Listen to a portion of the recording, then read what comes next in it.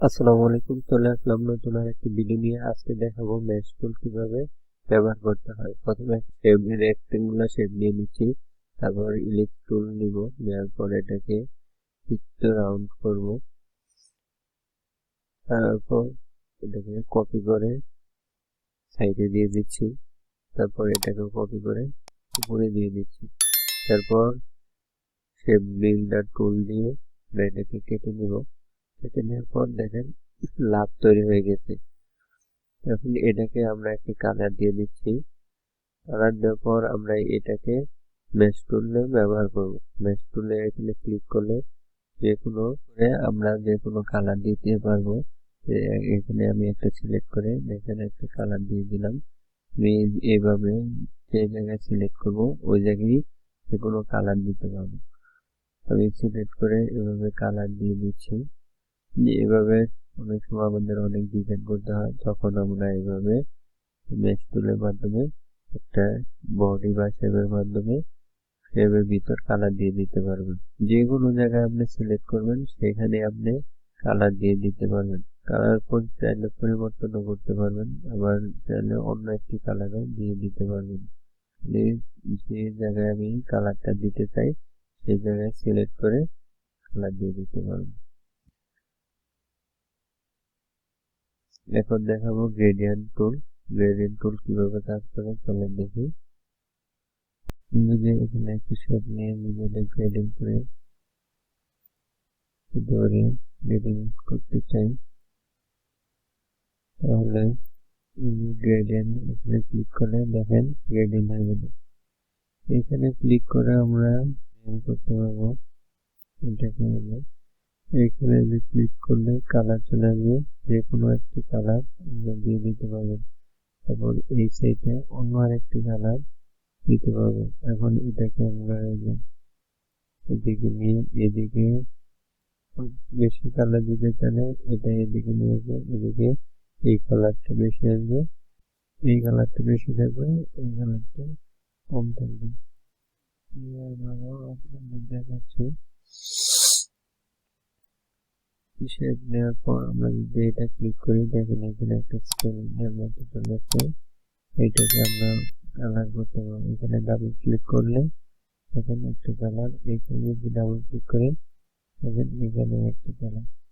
তখন এটাকে আমরা এইভাবে এখানে ক্লিক করে দেখেন আরেকটি পয়েন্ট আসবে, তখন এখানে চাইলে আমি আরেকটি কালার দিতে পারবো। এখানে তিনটি কালার হয়ে গেছে। আমরা যে কোনো কালার এখানে দিতে পারবো, কালারকে কম বেশ করতে পারবো, এবং কালার চাইলে আমি অ্যাডও করতে পারবো। যদি আমি যে পয়েন্টে ক্লিক করি দেখেন নতুন একটা কালার চলে আসছে, এটাকে আমি কালার দিয়ে দিতে পারছি। কালার কম বেশ করে দিতে পারবো, মানে ইচ্ছা মতো যে কোনো কালার দিতে পারবেন, কোনো সমস্যা নেই। আমরা চাইলে যে কোনো শেপকে বা যদি এটাকে কোনো লেখাকে গ্রেডিং করতে চাই,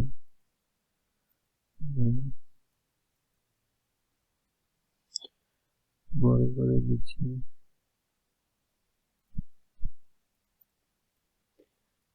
এটাকে যদি আমরা গ্রেডিং করতে চাই অবশ্যই এটাকে যে অবজেক্ট থেকে এক্সপান্ড করে নিতে হবে। অবজেক্ট এবং ফিল দুইটা রেখে ওকে দিলাম। এখন এটাকে আমরা গ্রেডিং করতে চাই, এখানে আপনি যে গ্রেডিয়েন্ট এখান থেকে গ্রেডিয়েন্ট নিয়ে আসতে পারবেন। গ্রেডিয়েন্ট এখানে ক্লিক করলে গ্রেডিয়েন্ট আসবে, এখানে ক্লিক করলে দেখেন গ্রেডিয়েন্ট চলে আসছে। আপনি চাইলে এখান থেকে যে কালার চেঞ্জ করতে পারবো, এখান থেকে কালার চেঞ্জ করে দিতে পারবো। আমি যদি এটা নিচে দিয়ে দিই দেখেন এটা চলে যাবে। এখানে তিনটা, আমি যদি দুইটা রাখবো একটা রাখবো না, এটা নিচে ক্লিক করলে ধরে ক্লিক করলে যদি উপরে আবার ক্লিক করে দেখেন নিচে আবার চলে আসছে। আর এই উপরে একটা দিয়ে আমরা কালার কম বেশি করতে পারবো।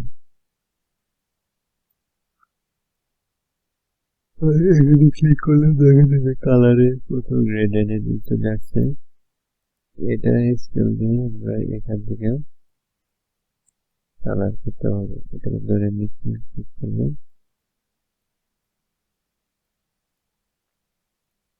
চলে যাবে। এটা আরো অনেক রকম ভাবে করতে পারি।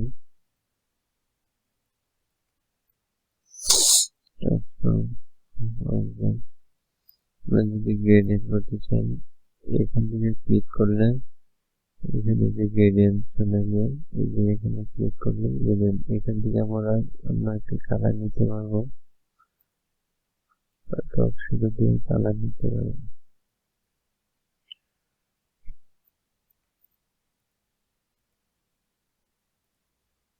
এটাকে গ্রেডিং করতে চাইলে গ্রেডিং এসে এটাকে আমরা মিডল, দেখেন এই যে এই গ্রেডিয়েন্ট যদি দেই, দেখেন এক সাইডে হোয়াইট এক সাইডে ব্ল্যাক, আবার যদি মাঝখানে দেই মাঝখান থেকে হোয়াইট হবে, সাইডে ব্ল্যাক হবে।